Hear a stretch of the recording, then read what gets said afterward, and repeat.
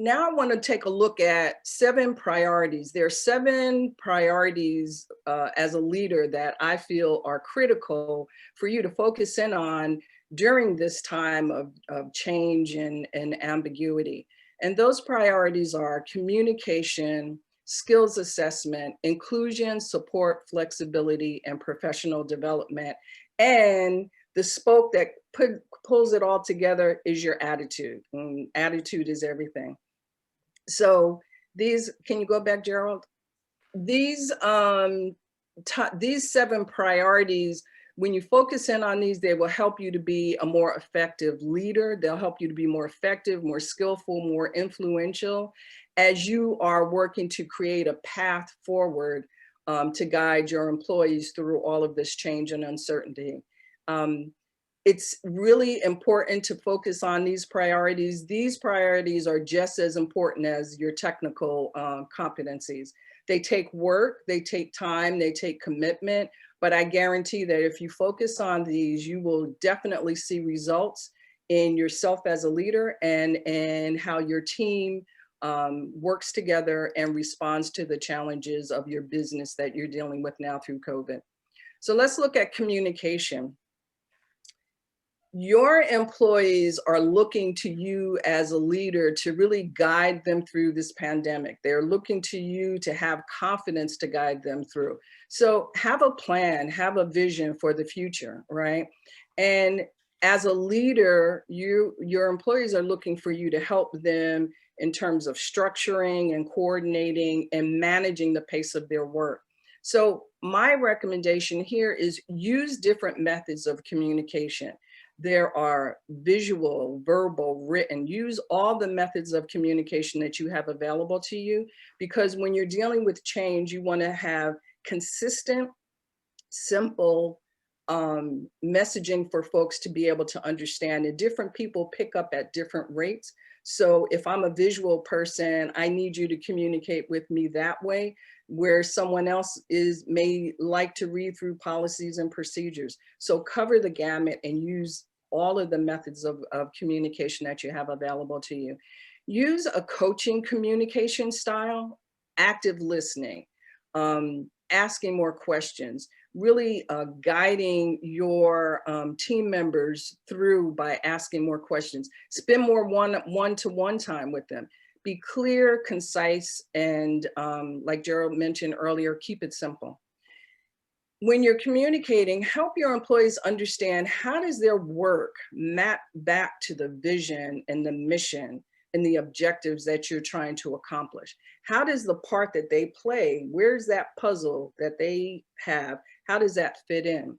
And so maintaining consistent communication, checking in often, having regular meetings is really critical. Giving and receiving feedback is important in terms of keeping the lines of communication open. Ask yourself, are your employees comfortable with giving you honest feedback? And if not, what are some changes that you need to make to help them to be more forthcoming? And also during these high times of stress, communicate corrections respectfully. Everyone is on edge, everyone is, so when there are expectations, you still want to hold folks accountable during this time, but respectful communication goes a long way. So some questions that you can ask are, do you consistently communicate your company mission, vision, and goals to your team members? Do you keep communication open by giving and receiving feedback? And do your employees know their work, how their work contributes to the business success? So skills assessment, when I talk about skills assessment, I'm really referring to soft skills. And first of all, it's going to take diverse skills, experience, and expertise to accomplish this new business strategy. So unlike technical skills, soft skills really focus on behaviors, communication, decision-making, conflict management, organizational skills, time management, problem solving. They call it soft skills, but I don't think of them as soft. I think of them as strong and powerful skills, right? So that's my issue to deal with. I'm gonna have to come up with another term other than soft skills. But soft skills are just as valuable as your technical skills. And when you have strong soft skills, it's going to result in your employees being more competent communicators. They're going to be more organized, better problem solvers, and have the ability to work together well. And so the benefits of that are your productivity levels go up, you have reduced burnout, and you have less staff turnover. Soft skill assessments also open up new possibilities in terms of how you evaluate your employees for their future potential and job performance. And so the soft skills assessment actually gives you a different perspective or a fresh perspective on how to look at your employees in a different way. These assessments also help you get a better understanding of how your employees think, their attitudes, what motivates them, all of these things that you will need to be able to determine how are you going to implement this new business plan. So for instance, if you have a majority of your employees are remote, you would want them to have good communication and prioritization skills. Those would be very important. So some questions to consider. Do your employees have the soft skills necessary to carry your business successfully through COVID? And if they don't, are you willing to make the hard decisions if your employees lack the soft skills your organization needs? So those are some of the things to think about. I'm going to move us along because I want to make sure that we have some time for Q&A. Inclusion. So inclusion is really where you as a leader, where you're demonstrating respect for the differences that each one of your employees bring to the job. And so your employees feel valued for their skills and their abilities. Inclusion should not be a separate initiative. It shouldn't be an afterthought. Inclusion should be integrated with your initiatives. It should be part of your decision-making process. It should be part of your company and everything that you do as a leader. And so consider, in terms of establishing a inclusive work environment, consider giving tasks to employees that who have the qualifications for these tasks, or maybe folks you haven't reached out to before. Allow employees maybe to take on some managerial duties if you're overwhelmed, or if you need help leading some new initiatives, or have some of your more seasoned employees who have particular subject matter expertise, have them co-mentor other employees. So all of these new responsibilities give your employees confidence and the opportunity to get to know their colleagues better and to make them feel more important that they're part of the group's success. Also with inclusion, make sure everyone's on the same page in terms of the definition, that your managers and as a leader and your employees, that you all understand what inclusion means and how it operates in the workplace. Invite your employees to, raise issues and provide solutions, and have them to be actively engaged and involved in decision-making. Inclusion is a signal to your employees that they are capable, trustworthy, and a valuable part of the team. So questions that you want to ask yourself are, do you tend to be more inclusive of some employees than others? Are there employees that you are inadvertently leaving out? And what are some ways you can successfully implement inclusion in your workplace? So next is support. Do you know your employees? Do you know their experiences, their skills? Do you know what they need to get through COVID? Do you know what kind of support they need to be successful? Your role as a leader is to listen and to act, to eliminate unnecessary distractions, and to position your employees for success. So for instance, if you have a project that needs approval, just eliminate those distractions, get that approval for the project, get the budget for the project. Sometimes leaders get sidetracked focusing on underperformers. And I would say, don't get sidetracked on the underperformers, kind of going back to the soft skills assessment. Focus on your high level or your high performers, because those are the individuals that are going to help you get through this new challenge with COVID and help you to realize your new business strategy. With support, you really want to make sure that you're checking in often and that you're available to meet individual employee needs, right?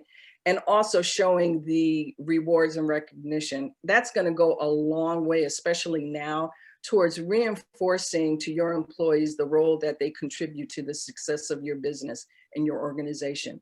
So, do your employees feel prepared to do their jobs emotionally as well as technically? And the question that I haven't answered put here, but I will ask you is, do you as a leader feel prepared to give emotional support as well as technical support? And on a scale of 1 to 5, how often do you check in with your employees?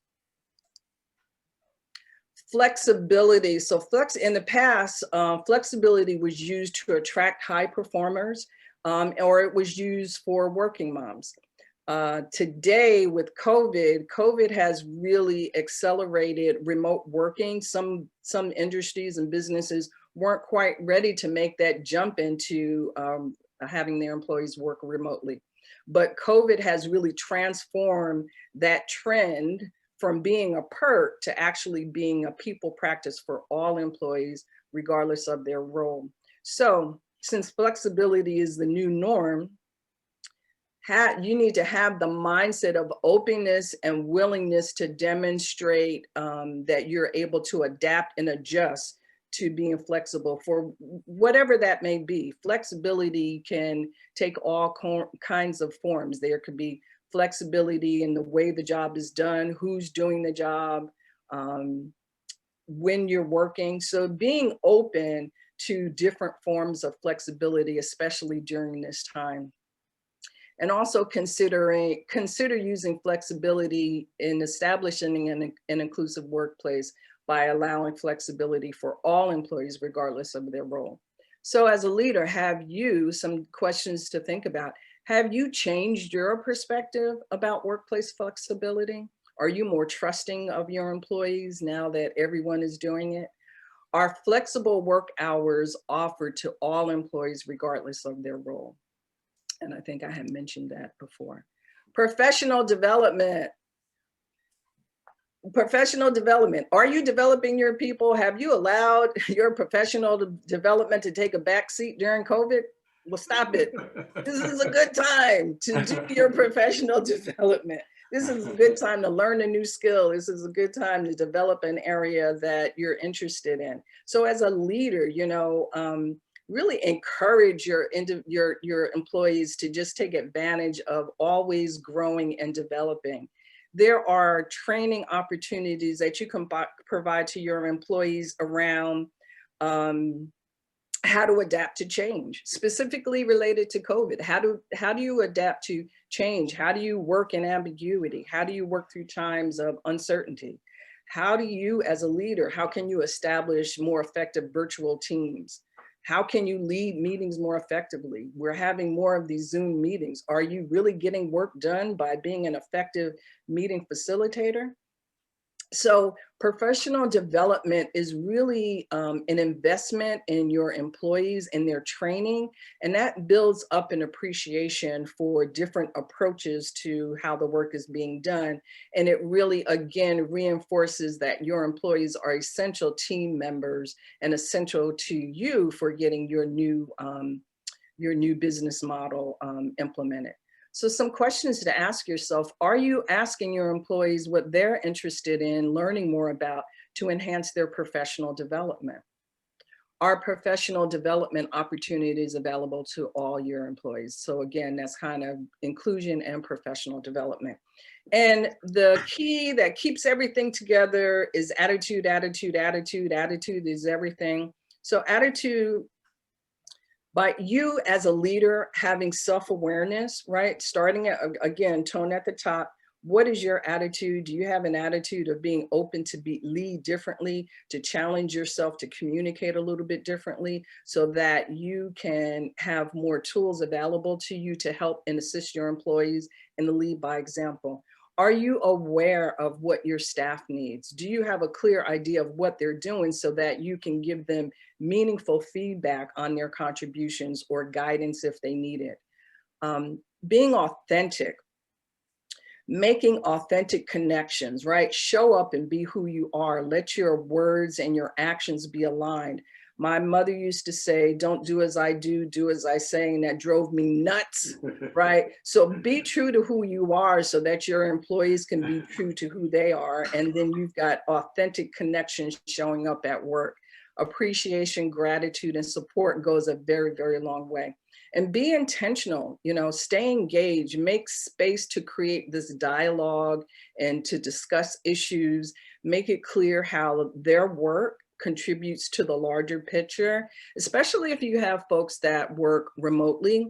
Really spend more time checking in and making sure that everyone is aligned on expectations, right? Go into your leadership with a curious mindset. Ask questions, look for feedback, ask for recommendations, just being curious and being fair and inclusive, making sure that everyone feels valued, avoid favoritism, avoid choosing the same individuals for the same projects. Allow other people, other individuals on your team, the opportunity to grow and be recognized and positioned for promotion. So